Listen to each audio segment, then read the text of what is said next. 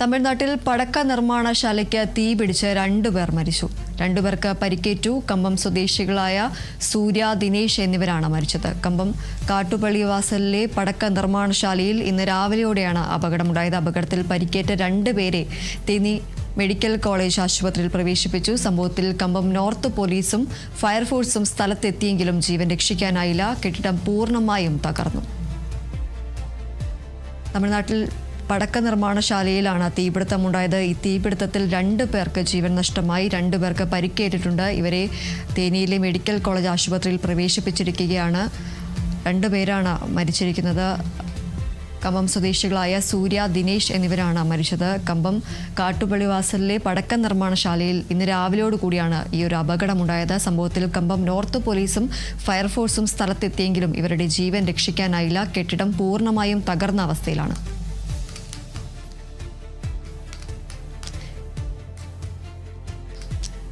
സംസ്ഥാനത്ത് ഉഷ്ണതരംഗം